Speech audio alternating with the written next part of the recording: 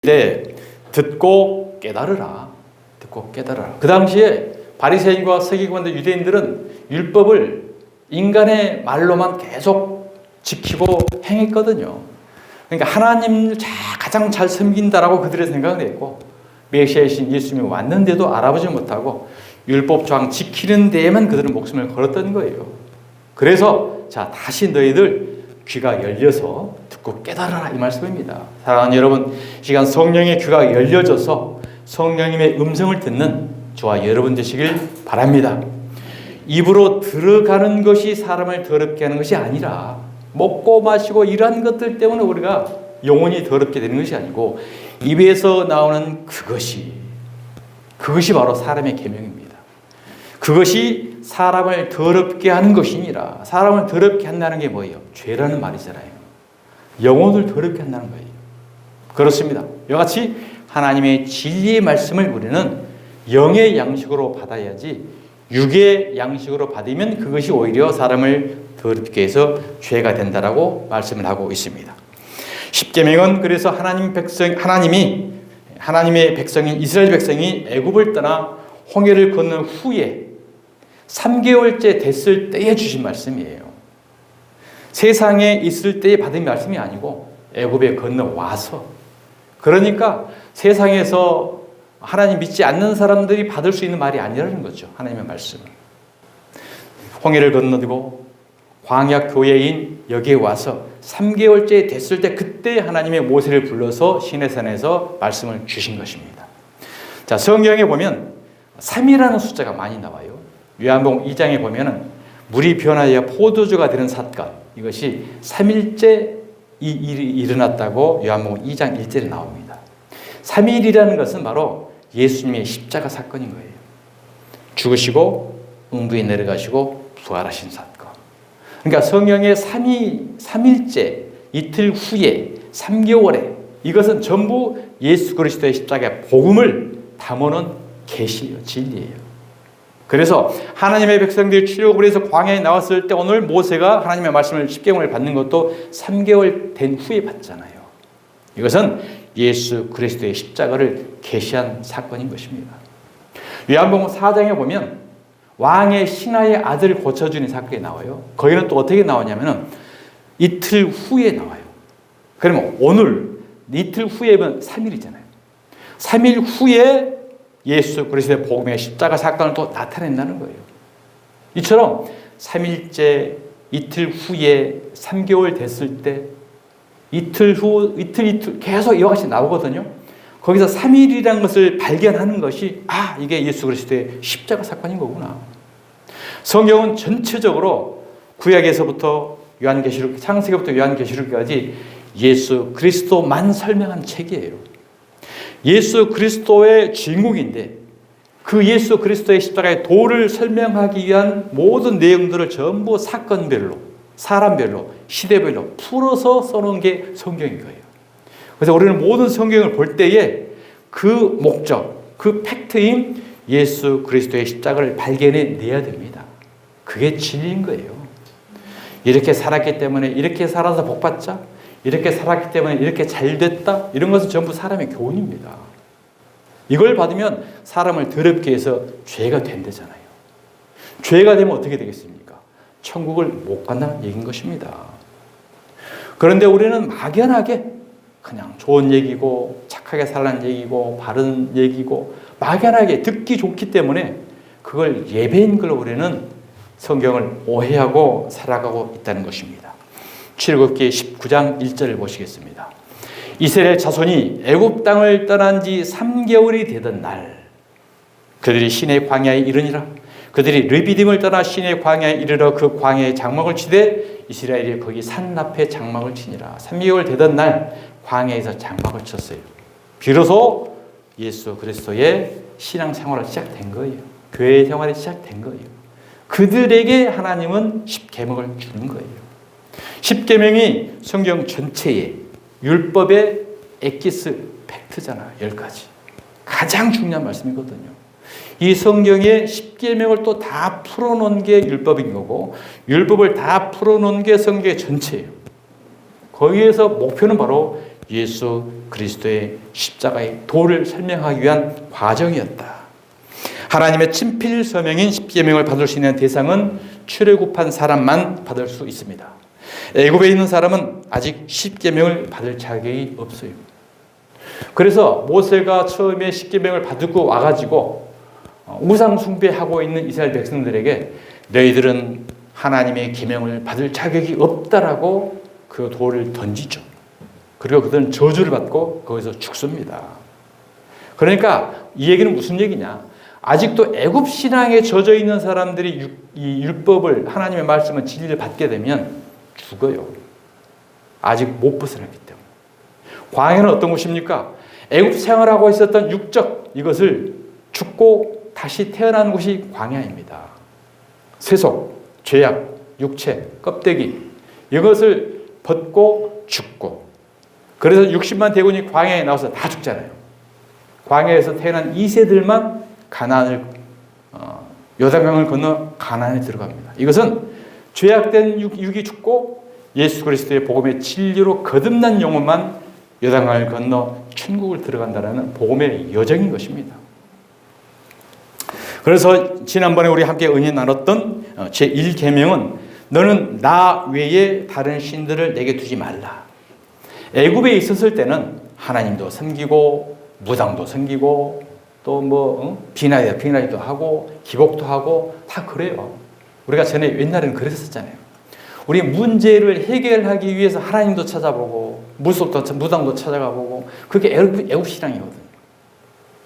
그런데 오늘 이 시대에 무당이 150만 명이라고 그래요. 150만 무속인들이. 그 무속인들이 우리나라에 지금 150만 명인데 그 고객들이 누군 줄 아세요? 차마 말씀 안 드리겠습니다. 예수도 믿고 거기 가서 앞길이 어떻게 되겠나 물어보는 사람들이 부지기수래요. 그들 말이. 하물며 목사들도 안 돼요. 그러니 목사라고 해서 다 믿을 것이 안 되는 거고 직분에 관계없어요. 직분에. 이와 같은 만연돼버린 세속과 신앙과 복음이 짬뽕된 속에 살아가고 있는 이곳은 바로 광야가 아니죠. 애굽입니다. 애굽 신앙입니다. 여기에서는 율법을 받을 자격이 없다. 그래서 광야에 건넌 그들에게만 너희들은 나 이외에 다른 신들을 내게 두지 마. 오직 하나님만이 다 버리려. 다른 신들 그러니까 예수 믿기 전에 불교 앞에서 빌고 귀신에게 빌고 했던 다른 신들 그게 아니고 이것은 아헤림 엘로힘이라는 뜻인데 다른 하나님들. 그러니까 하나님을 오해하고 하나님을 만들어서 섬기는 신앙생활. 나의 문제 해결해주고 복받게 해주고 우리 자손 잘되게 해주고 그러한 하나님으로 내가 내 마음속에 만들어가지고 섬기는 하나님이 바로 다른 하나님들이라는 거예요. 하나님은 그런 하나님이 아니지 않습니까? 그래서 첫 계명에는 나 외에는 다른 하나님들 너희 마음속에 애굽에서 섬겼던 그거 다 버려. 그게 있으면 너희들은 천국에 못 가라는 것을 10계명 제1조 1항 성경 제1조 1항으로 우리에게 주신 말씀입니다. 다른 신들이라는 것은 이방인들이 섬기는 귀신이나 불상 앞에 가서 비는 그게 아닌 거죠. 그래서 바로 하나님이 말씀이에요. 하나님 말씀. 성경 말씀이 하나님이거든요. 우리는 하나님 볼 수 없잖아요. 하나님을 직접 보게 되면 우리는 살 수 없어요. 죄인들은. 그래서 하나님을 우리에게 보고 느끼고 깨닫게 하기 위해서 말씀을 우리에게 준 거예요. 말씀을 보면서 깨달아가는 것이 우리가 하나님을 만나고 대화하고 인도함을 받는 겁니다. 요한복음 1장 1절 보시겠습니다. 태초에 말씀이 계시니라 이 말씀이 하나님과 함께 계셨으니 이 말씀은 곧 하나님이시니라. 그러니까 신비한 환상 속에 들어가서 하나님을 만나려고 생각하지 마시고 하나님 안 만나는 게 다행이에요. 왜? 하나님 만나면 죽는다니까요. 말씀 가운데 우리는 하나님을 만나야 되는 줄 믿습니다.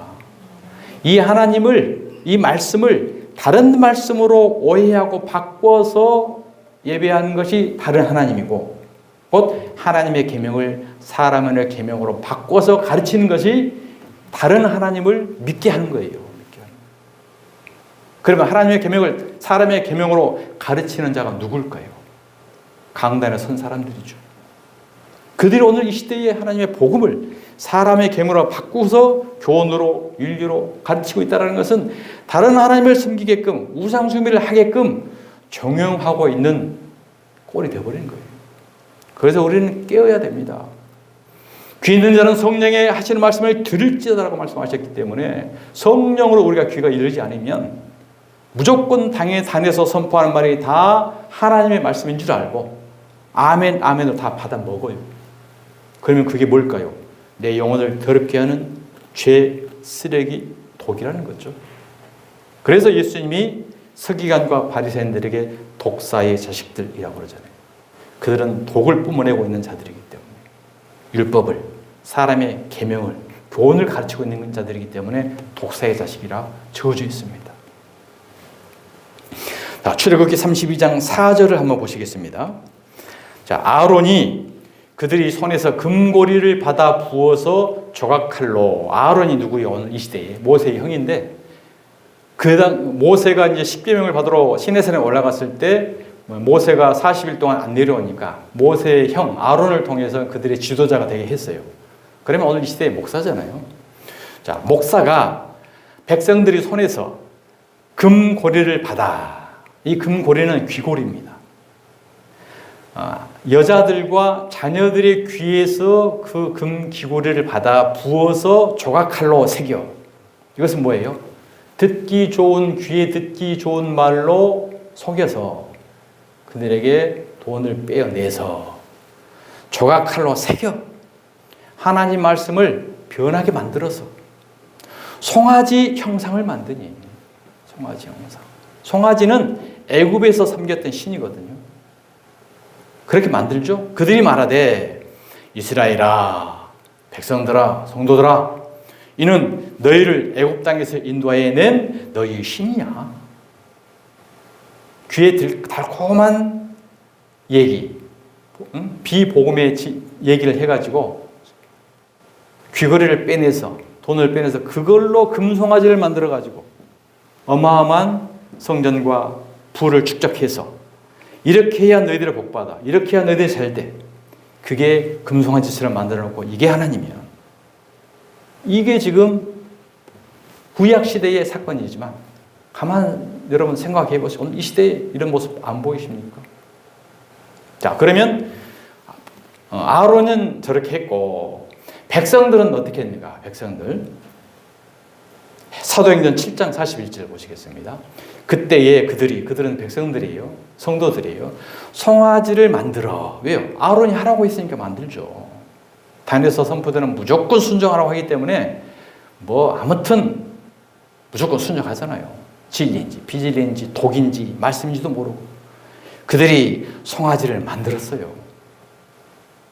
그리고 그 우상 앞에 제사하며 예배드리고 있는 겁니다. 손으로 만든 것을 기뻐하며 할렐루야 기뻐하면서 자기 만족을 얻으면서 우상 숭배를 하고 있는 게 바로 이게 오늘 얼마나 신령과 진정으로 목사의 말에 복종을 하면서 송아지를 만들어 놓고 하나님이라고 예배하고 있는 건데 이 모습이 똑같잖아요. 이스라엘 백성들 모습과 오늘 이 시대의 나의 모습과. 사람은 마음에 있는 것이 행동으로 나타나게 되어 있습니다. 그래서 하나님은 외적으로 나타나는 형상보다 먼저 사람 내면에 자리 잡고 있는 의식화된 고정관념, 이러한 본질적인 것을 우상이라고 말씀하신 거예요. 우상의 본질은 그래서 인간 중심입니다. 제2계명의 주어를 보면 너희를 위하여 이렇게 시작이 되죠. 오늘 보면 2절에 보면 너희를 위하여, 내 자신을 위하여, 인간을 위하여, 이게 다 전부 우상인 거죠. 우리 인간은 피조물이라는 것을 우리는 절대 잊어서는 안 됩니다. 창조해 주신 하나님께서 우주 만물, 저와 여러분을 만드셨음을 믿으시길 바랍니다. 시편 139편 13절입니다. 주께서 내 내장을 지으시며 나의 모태에서 나를 만드셨나이다. 더 이상 어떻게 설명할 필요가 없죠. 내장 만드시고 모태에서부터, 아니 창세 전부터 나를 지으시고 예비하시고 땅에 보내주신 거예요. 시편 139편 1절입니다. 여호와여 주께서 나를 살펴보셨으므로 나를 아시나이다. 주께서 내가 앉고 일어섬을 아시고 멀리서도 나의 생각을 밝게 하시며, 그러니까 우리가 일거수일투족뿐만이 아니라 생각까지 알고 계셔요. 생각까지. 창조하고 만드신 분이 속성, 생각 이걸 모르시겠습니까? 다 알죠.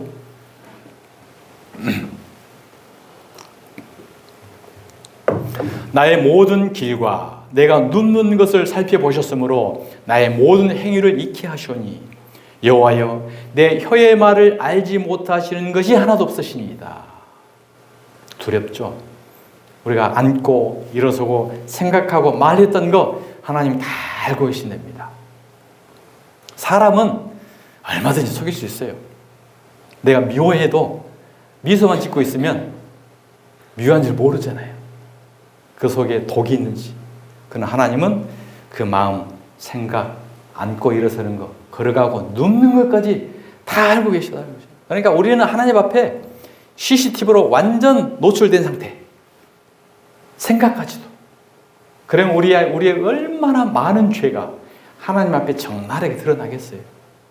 그래서 율법을 통해서 우리가 얼마나 많은 죄인인가라는 것을 깨닫게 되는 거고, 예수 그리스도의 십자가 아니면 나는 천국을 갈 수 없는 극악한 죄인이구나 깨닫게 해주시는 것이 율법의 기능이고 정죄받는 게 하는 거고, 그래서 십자가를 통해서 속죄를 받는 거예요. 이게 복음입니다. 율법은 우리가 지켜가지고 잘 되려고 주시는 게 아니고, 율법을 통해서 정말 우리는 지킬 수가 없구나. 내 생각 일어서고, 그러니까 우리가 열심히 충성, 봉사, 헌신, 헌금 다 하는 행위 속에 인간의 속성, 죄악성 들어가잖아요. 헌금 이만큼 할 때니까 하나님 복 주세요. 내가 이만큼 충성, 봉사 했으니까 우리 가족 잘 되게 해주세요. 다 거래하고 있잖아요. 인간은 다 마찬가지예요. 거부할 수 없어요. 겸허히 우리가 거룩한 것처럼 속이고 있을 뿐인 거지. 하나님은 그 생각, 마음 다 보고 계셔요.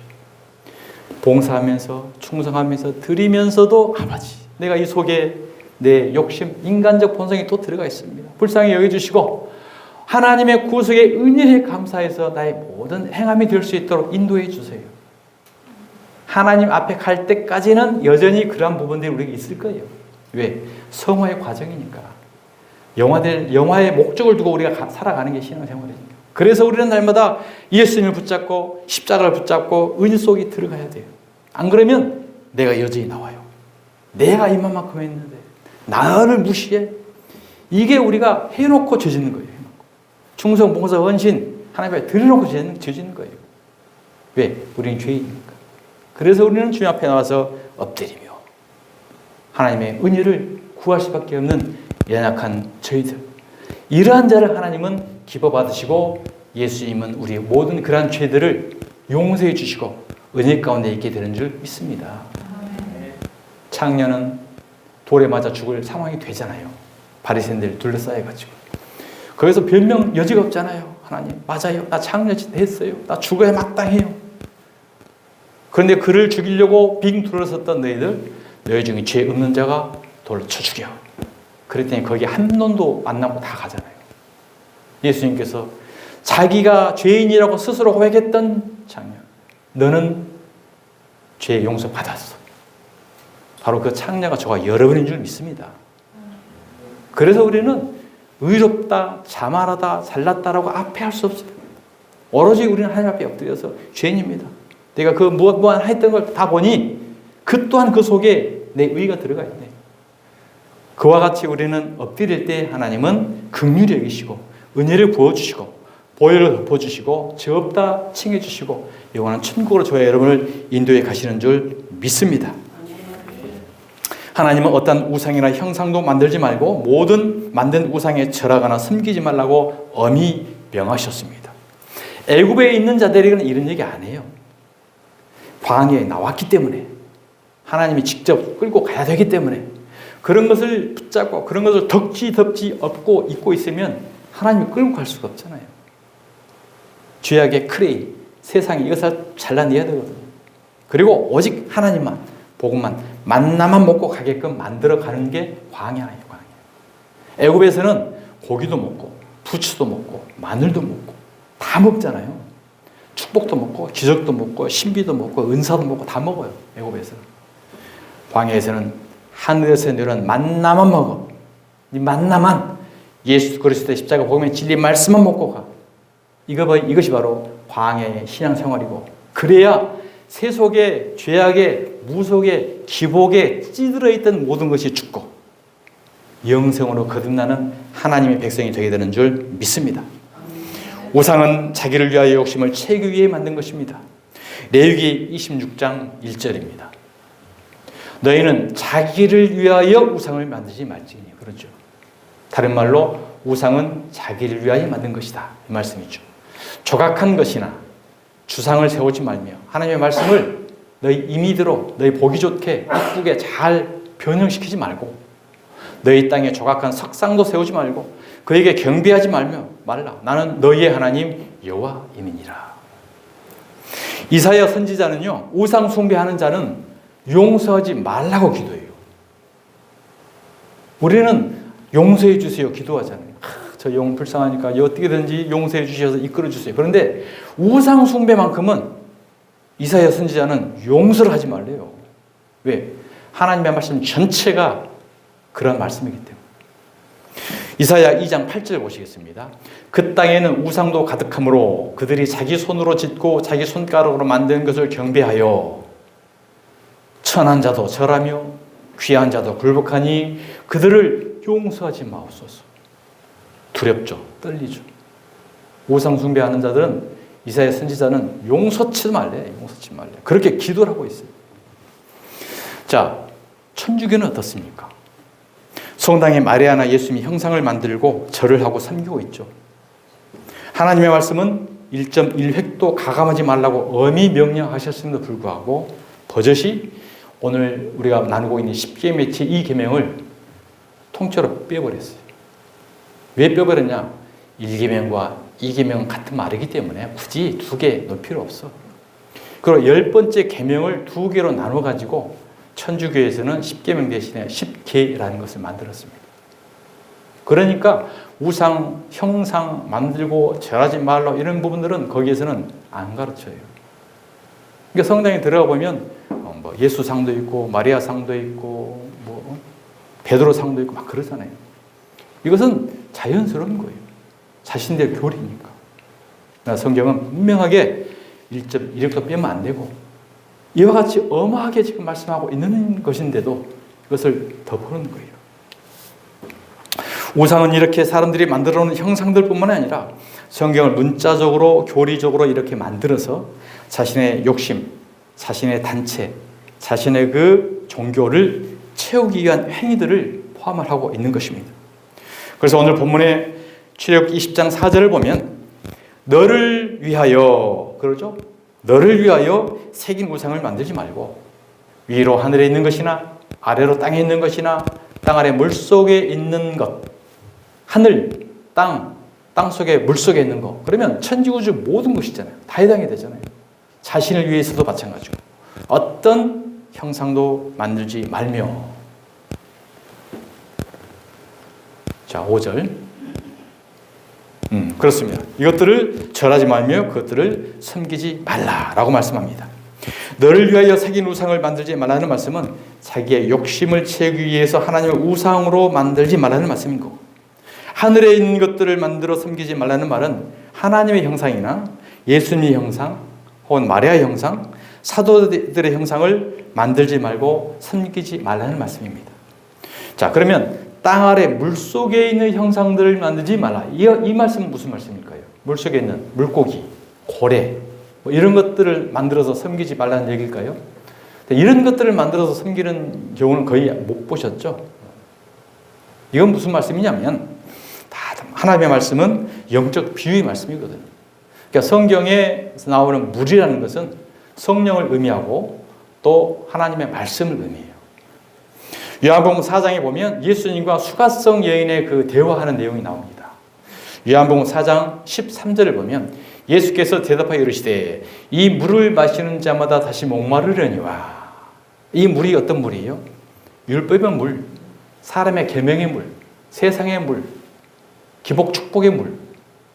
애굽에서 그들이 하나님처럼 알고 있었던 우상 숭배한 그 물. 그 물은 목말라요. 비록 다 해결되는 건 아니겠지만 간혹가다 해결되기도 하잖아요. 자기가 바라고 원하는 거. 그런데 나중에 보면 또 그게 없어지고 다른 게 갈증이 또 생겨요. 세상 것은. 세상은 만족이 없잖아요.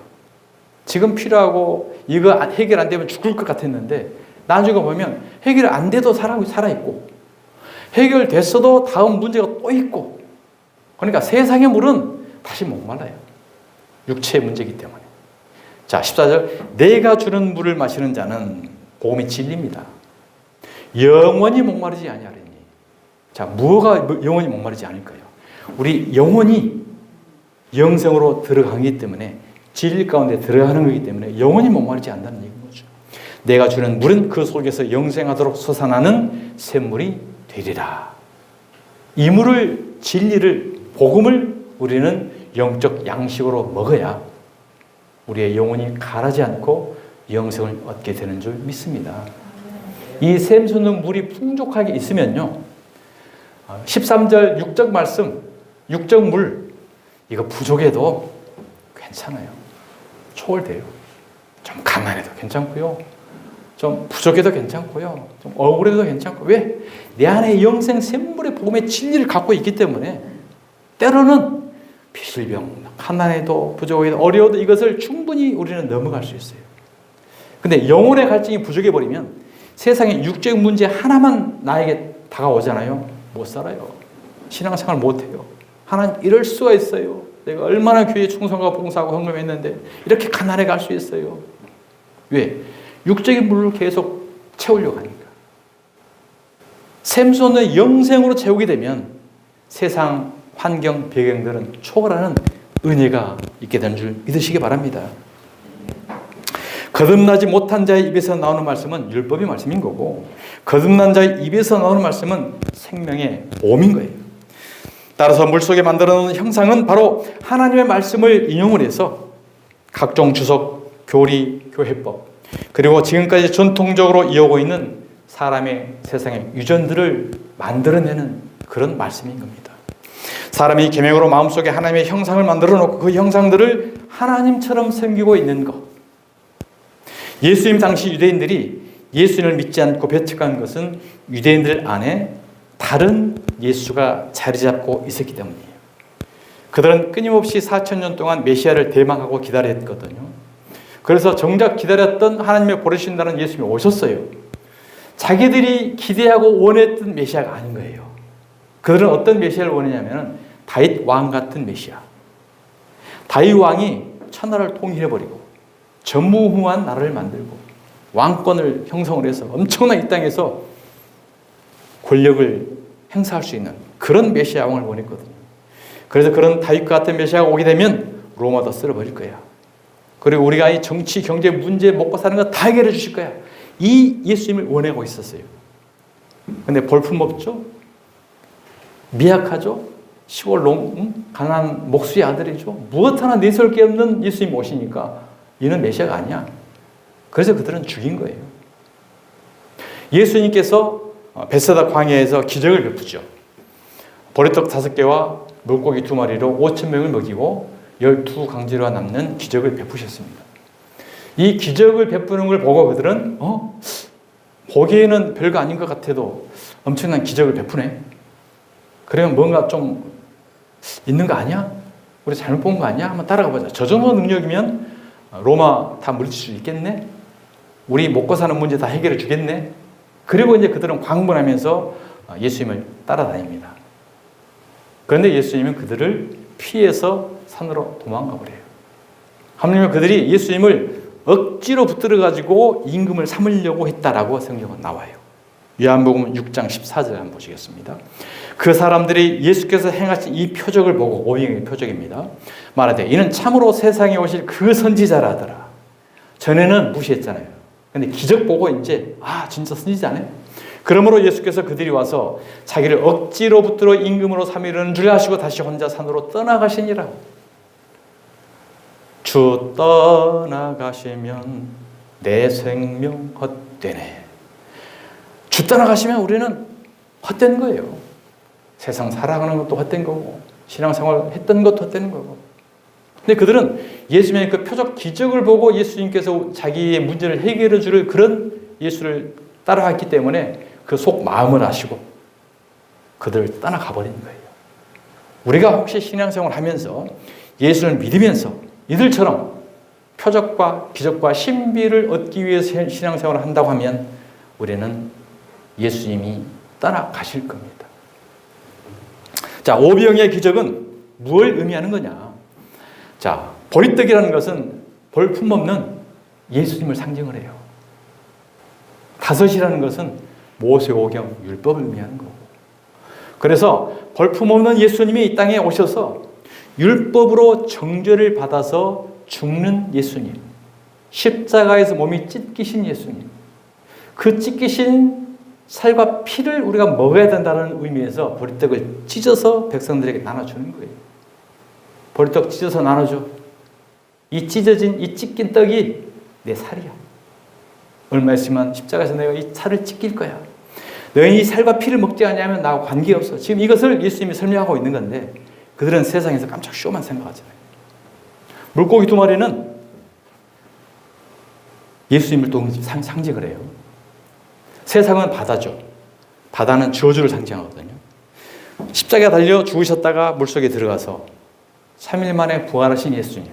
그러니까 물속에 들어간 예수님, 살으신 예수님, 두 증인 예수님을 의미하는 거예요. 그러니까 보리떡 2마리와 물고기 2마리는, 보리떡 5개와 물고기 2마리는 예수님 자신이 십자가에서 죽으실 것을 보여주는 거고, 이 보리떡과 물고기 2마리를 뜯어 먹어야 너희들이 배불러 영적 생명을 얻는다는 것을 말씀하고 있는 거예요. 그러니까 오늘도 작은 아이 도시락 2개 바쳐봐. 그러면 대빵으로 부자 되게 해주고, 사업도 잘 되게 해주고, 축복받게 해줘, 뻥튀기 해줘. 이것은 사기예요, 사기. 얼마나 많이 우리가 당했어요. 집도 팔아서 바치기도 하고, 신장을 때로는 떼가지고 바치는 사람도 있고 그러대. 그러면 또 하나님 복 준다고. 그것을 강단에 세워서 간증을 시켜요. 와, 그러면 나도 눈이라도 하나 빼서 바쳐야지. 이런 막 결단이 나와요, 결단이. 이건 마귀의 미혹입니다. 이스라엘 백성들 광야에서 하늘에서 내려온 만나만 먹여주죠. 만나만 먹이는 것이 바로 예수님이 살인 것, 이 살이에요, 살. 살만 먹어야 돼요, 살만 먹어야 돼요. 요한복음 6장 50절입니다. 이는 하늘에서 내려오는 떡이니, 그러죠? 보리떡 배불게 하는 게 생명의 떡이니 사람으로 하여금 먹고 죽지 아니하게 하는 것이니라. 나는 하늘에서 내려오는 살아있는 떡이니 사람이 이 떡을 먹으면 영생하리라. 내가 줄 떡은 곧 세상의 생명을 위한 내 살이니라 하시니라. 생명을 위한 진리의 말씀, 예수님의 살을, 이걸 지금 뜯어서 주고 있는데 베세다 광야에 2만 명 많은 사람들은 이 세상에서 먹고 살고 배부르는 것, 이걸로 육적으로 받은 거예요. 육적으로. 예수님은 떠나가버린 자예요. 지금도 여전히 예수 믿고 부자되는 기복으로 정치 경제적 문제를 해결해주는 예수를 믿고 있다면 그것은 바로 우상을 만들어 섬기고 있는 거예요. 오늘날도 교회에서 먹고 마시는 것, 절기, 월삭, 안식일 이런 것들을 철저하게 지키라고 비판하고 조지죠. 그러나 이런 말씀들은 세상의 유전과 세상의 초등학문을 쫓는 것이고 그리스도를 따르는 것이 아니라고 성경은 분명히 말씀을 합니다. 골로새서 2장 16절입니다.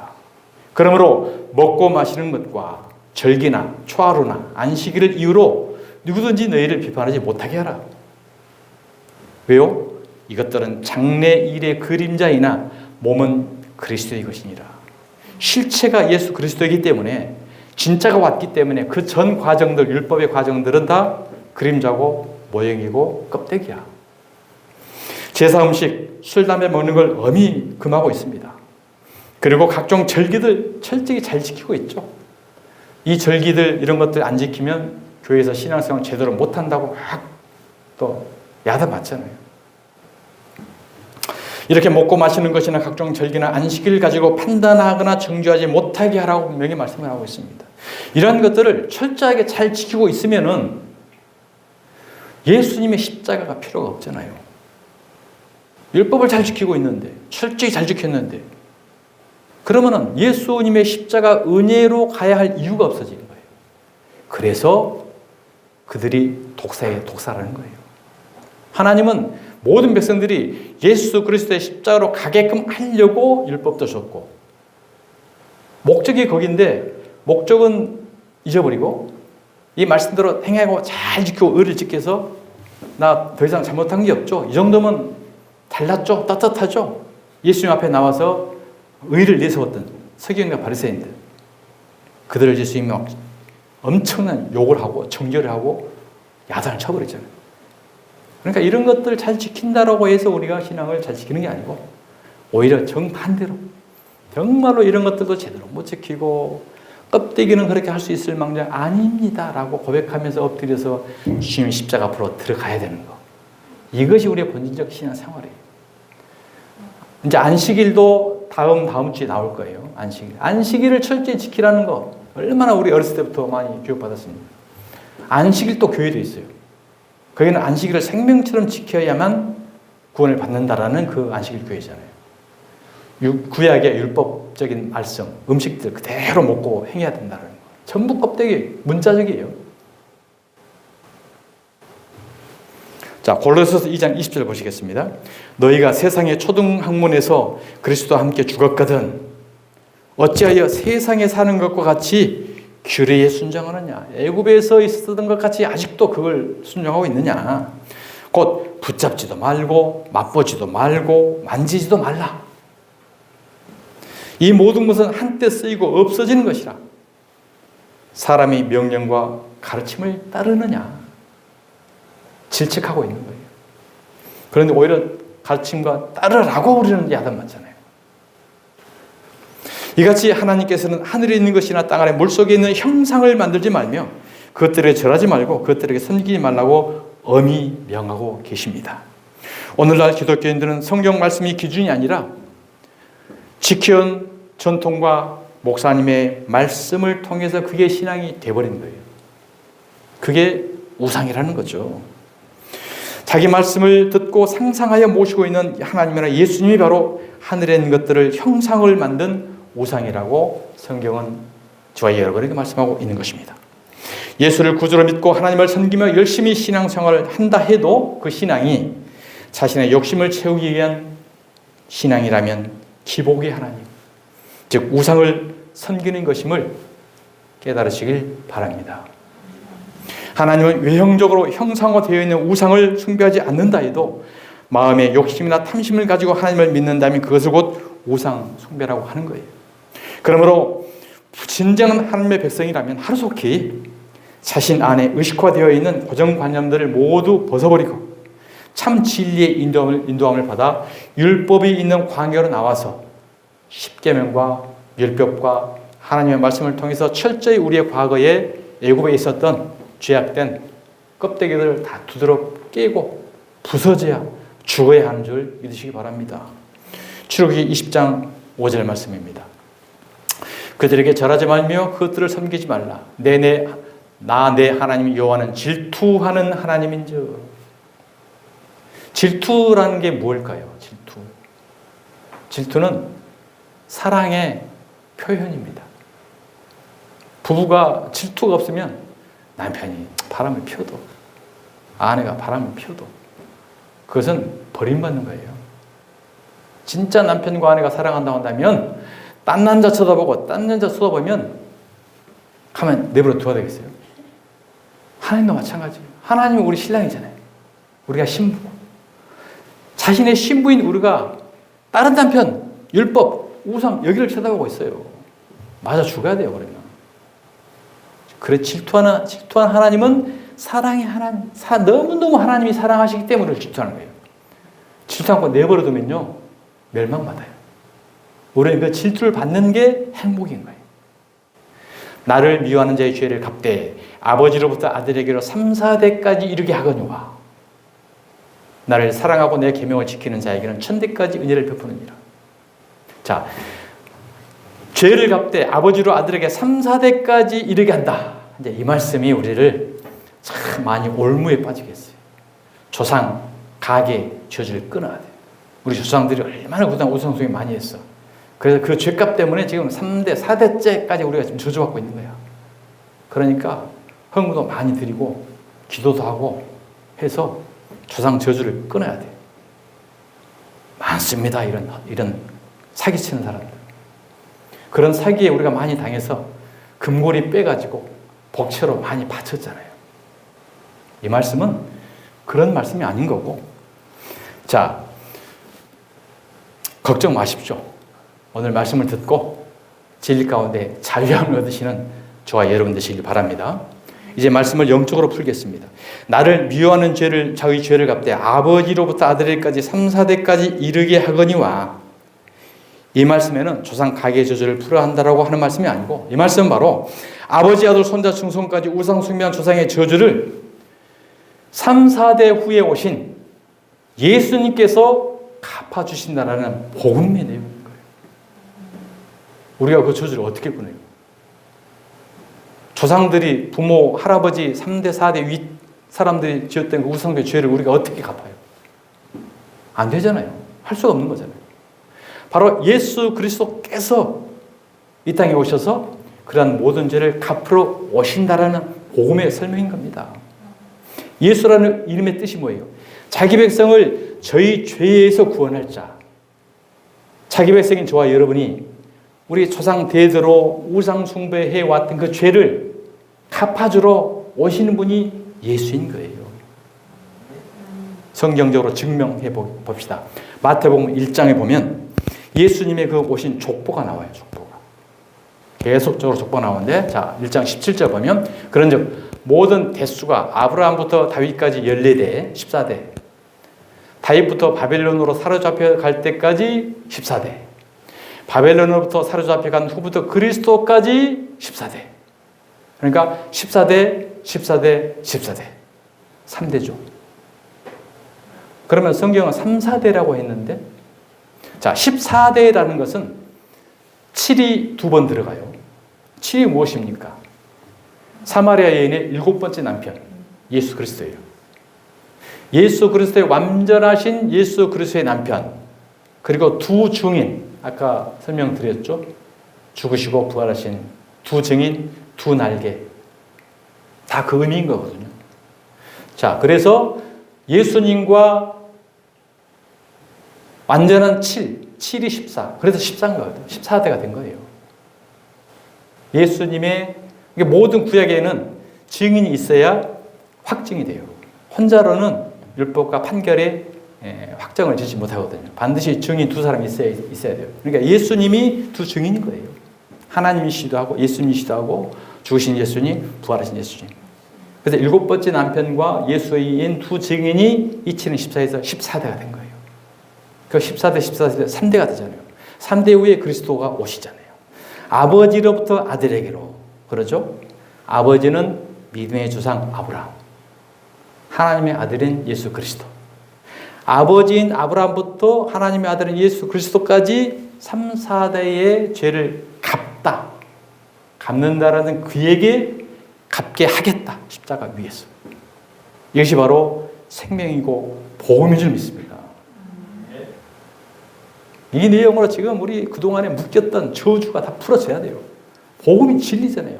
진리가 너희를 자유케 하는 건데 너희들 조상 저주 끊어야 되기 때문에 묶임을 받아가지고 더 억압을 돼서 낙타의 짐을 쥐어가지고 사막을